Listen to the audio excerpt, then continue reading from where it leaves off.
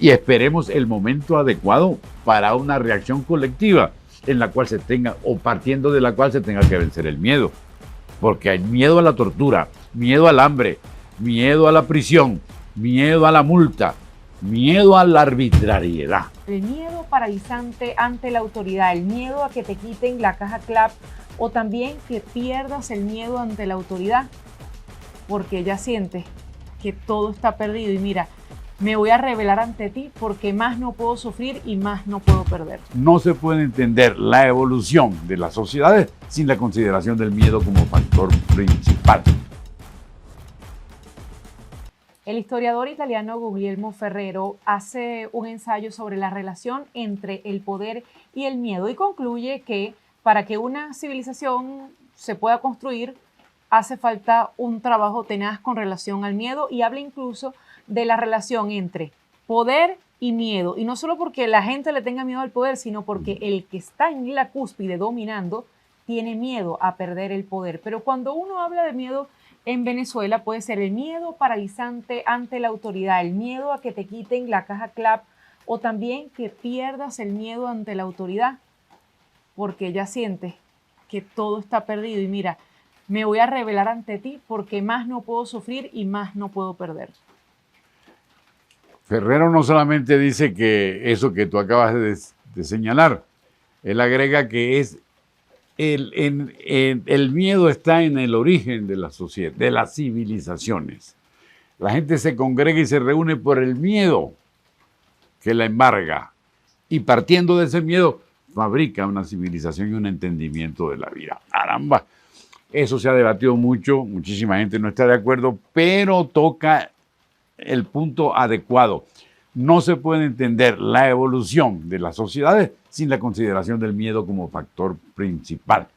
Cuando tú hablas de vínculo entre miedo y dictadura en general, pero sobre todo ahora concretamente entre miedo y el poder de Nicolás Maduro, evidentemente que no estás diciendo tonterías. Es muy importante cómo el miedo impide la reacción adecuada o efectiva frente a una tiranía o una dictadura. Sobre eso no hay discusiones. Te voy a poner un ejemplo extraordinario. O dos, ya que hablamos como historiadores y tú empezaste citando a Ferrero. Primer ejemplo, 24 de enero de 1848, el asesinato del Congreso, que llaman, el asalto de Monagas al Congreso. Si tú te revisas la historia constitucional de Venezuela, la historia contemporánea de Venezuela de González Ginán, vas a encontrar las razones de la facilidad para que ocurriera aquel suceso. La gente se asustó mucho, se encerró en sus casas, no hubo una luz en toda la ciudad exceptuando la que iluminaba la casa de José Tadeo Monagas. Silencio sepulcral. Cuando la gente ve a los diputados saliendo por los techos, o cuando corren los rumores de que mataron a fulano y a Perencejo y de que está herido tal, se paraliza y se encierra. Entonces, esa parálisis la aprovecha el gobierno para cambiar el rumbo de la República y para hacer un gobierno personal autocrático como fue el de Monagas. La sociedad no podía hacer otra cosa que asustarse, porque no había ocurrido desde la fundación de la República un hecho de violencia tan evidente y tan súper dirigido por el gobierno. ¿Ok?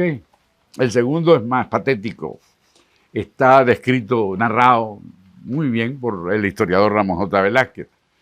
Ocurre un hecho muy importante que conmueve a la sociedad venezolana, especialmente en Caracas, el asesinato de Juan Crisóstomo Gómez, Juanchito, el hijo, el hermano vicepresidente de la República y hermano directo del general Gómez. Muy bien. Consternación, persecución, duelo nacional. Muy bien. Así sucedió. Un señor en su casa, un vecino normal de Caracas, salió a la sala de su casa y tocó el piano. Se puso a tocar piano. Un chácharo, un sagrado, un guardia de Gómez, lo oye afuera. Se acerca a la ventana, sube por la ventana, abre un postigo y lo ve tocando piano al señor fulano de tal. El señor fulano de tal voltea, ve al chácharo, ve al sagrado, le da un infarto y se muere. Eso es miedo. De manera que no me vengan con cuentos de que el miedo no determina el destino de muchísimos sucesos. Y cuando tú hablas de que el miedo ha impedido reacciones enfáticas, simplemente estás diciendo lo correcto. Y ahora que dices eso, se me viene a la mente que nunca en las historias está definido el miedo que embargó a uno o a otro, sino la valentía, el coraje, la efervescencia. El pueblo fue y sacó al dictador por los pelos. Le hicieron a tal o cual, lo cayeron a piedras, o a tal o cual lo guindamos en la horca. Vamos contra María Antoinette o vamos contra Mussolini. Pero hay que revisar que quizás en la mayoría de las etapas lo que ha habido es miedo, el miedo paralizante o el miedo que te hace voy con todo porque ya no tengo más nada que perder. Pero ¿por qué no se refleja nunca en la historia eso? Hubo una etapa de parsimonia de la sociedad porque teníamos miedo. Eso no aparece. El miedo, dice Sartre, la copié la frase porque es preciosa, el miedo es normal y es de siempre. Que en cualquier situación está presente ese elemento que te inhibe. Hay un autor muy importante, tú eres culpable de estas citas mías porque empezaste con una cita de Ferrero, que se llama Jean Delémol, tiene un libro, un historiador francés que se llama El miedo en Occidente. Y él describe todos los miedos. Miedo al mañana. La gente tiene miedo del mañana. A lo que no conoce, la incertidumbre. El miedo a lo desconocido. ¿Por qué la gente juega lotería? ¿O por qué la gente consulta a los nigromantes? Maquiavelo, que tenía los pies en la tierra, iba a un adivino y le consultaba las cosas. ¿Por qué? Por el miedo al futuro, por la imposibilidad de controlar lo que va a venir. Eso te da miedo. Pero además, cuando hay situaciones que lo comprueban, y situaciones inmensamente importantes en la historia universal, una sola para no ser muy cansón voy a referir ahora. El gran miedo que ocurre durante la Revolución Francesa. El gran miedo, hay dos miedos en esa época, el gran miedo y el pequeño miedo, el petit peur y el grand peur. Vamos a hablar del gran miedo. El gran miedo ocurre, descrito por los historiadores, entre el 20 de julio y el 6 de agosto de 1789. ¿Por qué ocurre el llamado gran miedo? Por otro elemento muy importante que algún día tendremos que analizar o que refrescar en la memoria, los rumores. Cuando hay rumores, uno se previene y actúa en consecuencia, aun cuando se trate de falsedades y de mentiras o de exageraciones. Se corre el rumor. En esas fechas, en julio y agosto de 1789, de una conspiración aristocrática y de que los aristócratas van a retener el pan y la comida del pueblo cuando ha habido disturbios. Anteriormente, debido a las carestías de comestibles, no hay pan, queremos pan. Ya van hasta las tullerías a pedirle pan al rey. Cuando se enteran de esa conspiración, cunde el pánico en toda Francia. Y entonces, ¿qué hacen los campesinos? Asaltan las propiedades de los nobles, queman ciudades, asuelan los conventos, queman los documentos de la burguesía, de la nobleza provincial para librarse del yugo que venía del feudalismo.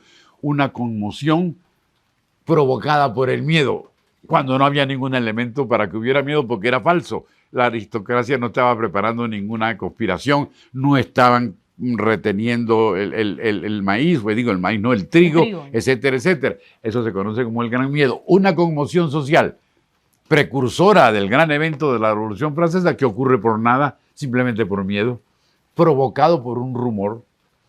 Imagínate tú en esta sociedad llena de rumores a través de Twitter, una maravilla. No creo para que lleguemos al extremo de que ocurra el gran miedo, pero pueden ocurrir situaciones esporádicas que se tienen que estudiar.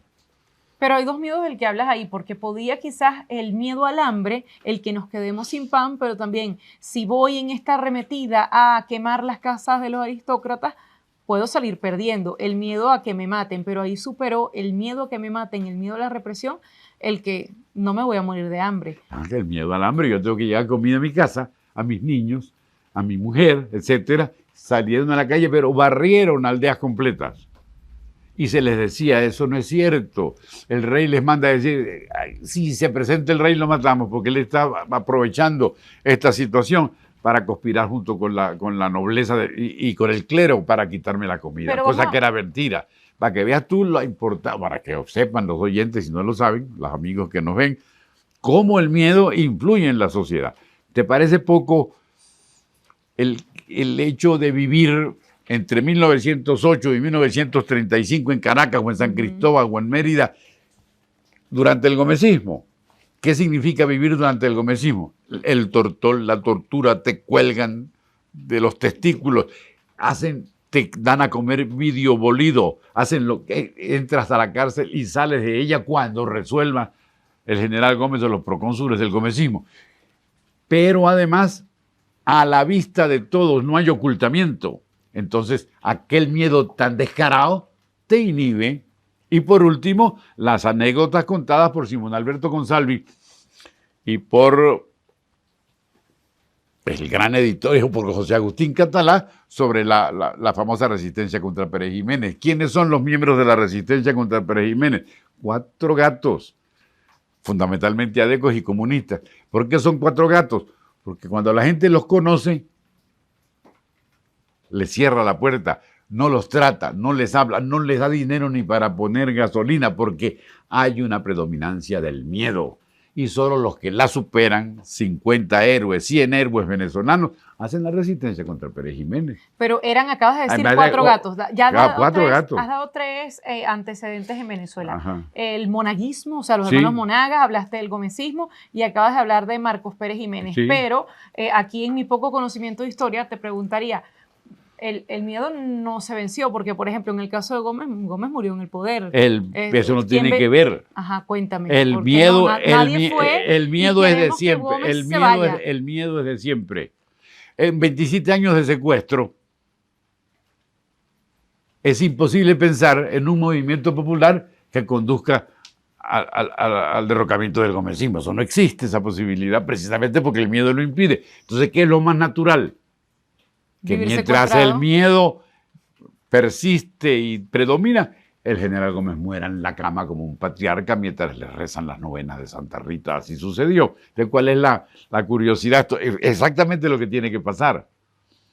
Si yo tengo miedo, el que me produce el miedo va a seguir haciéndolo hasta el fin de sus días, hasta cuando se muera, pues. Pero entonces ahí estaríamos frente a un discurso totalmente desesperanzador, porque hay en este momento un grupo que impone el miedo, también con torturas. A lo mejor no te dan de comer vidrio molido, pero hay una experiencia de alguien que le dieron excremento con espaguetis. Perdóname, perdóname, tú sabes perfectamente como periodista, o debes manejar perfectamente como periodista, las informaciones que han circulado sobre tortura en las prisiones venezolanas de la actualidad. Ah, ok. ¿Qué es lo que produce eso? Pues pánico, miedo, pavor, cagueta generalizada, cosa que me parece absolutamente comprensible. Claro.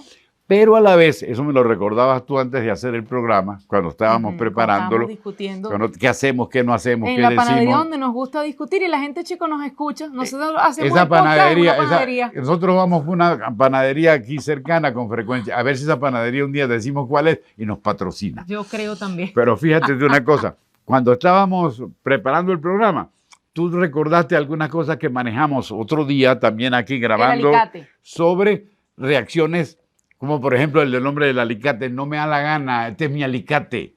Y otros que comienzan a grabar los abusos de la Guardia Nacional. Claro. Yo dije, sí, eso es importante, pero eso es esporádico e individual. Eso puede ser importante y seguramente lo será cuando se convierta en colectivo. De momento no, de momento la mayoría de la gente paga la coima. La mayoría de la gente le da plata al Guardia Nacional para solucionar su problema. Ahora la gente los está medio filmando y acusándolos, pero todavía son muy poquitos. La medida en eso se superará cuando crees que el miedo es permanente. Por fortuna, dice Sartre, porque si no, imagínate tú una sociedad sin miedo, el acabose el fin de la historia. La sociedad tiene que tener cautela, tú tienes que tener cautela. Yo por aquí no me meto, porque me voy por el desfiladero. Si eso es así en términos individuales, también lo es en términos colectivos. Yo no voy a votar por ti en las primarias, porque no tiene destino es el miedo, la cautela me lleva a evitar una locura en la medida de lo posible. O porque yo puedo ser sancionada si me aparecen o si aparezco en alguna lista o me ven votando en la primaria, tengo mucho miedo, prefiero replegarme. Que el caso, por cierto, del alicate del que hablábamos, para darle contexto a quienes nos ven, era el video de un muchacho que va en su moto y el oficial de la Policía Nacional le dice que le muestren la factura del alicate. Sí. Y el tipo le dice, pero ¿cómo te voy a mostrar la factura de un alicate que es mío y tiene tiempo conmigo? Insiste el policía y el señor se revela y se pone fuerte, que en otros casos podría ser ¿cuánto quieres? ¿Cuántos dólares te doy? ¿Cuánto para el fresco? Y no pasó, el tipo se rebeló y todo el mundo se le fue encima al policía por estar haciendo como hacen muchos de nuestros oficiales, decir, lamentablemente otros no lo hacen. Ya que tú dices que ese miedo, de acuerdo como lo describes tú este episodio, tuvo coro. Es decir, el señor del alicate, pero alrededor del señor del alicate había un coro de personas que lo grabaron y divulgaron aquello. Eso es un factor que puede vencer el miedo, pero solo cuando sea colectivo en realidad. De manera que el miedo influye, que es lo que importa ahora, el miedo existe, la cobardía es habitual, y entonces no nos convirtamos en bravo pueblo, porque nunca ha existido bravo pueblo, y esperemos el momento adecuado para una reacción colectiva en la cual se tenga, o partiendo de la cual se tenga que vencer el miedo. Porque hay miedo a la tortura, miedo al hambre, miedo a la prisión, miedo a la multa, miedo a la arbitrariedad. Ese es el punto. Si tú vives en una situación de arbitrariedad, tiene que estar prevenida contra el torturador, contra el policía, contra el aguafiestas, contra el soplón, cónchale, ¿vale? Contra el informante, el patriota cooperante, como dice un señor por allí. Y yo le tengo miedo que tú salgas en el mazo dando, así que así cerramos este manual de malas maneras. Elías Pino Iturrieta y Adriana Núñez Rabascal.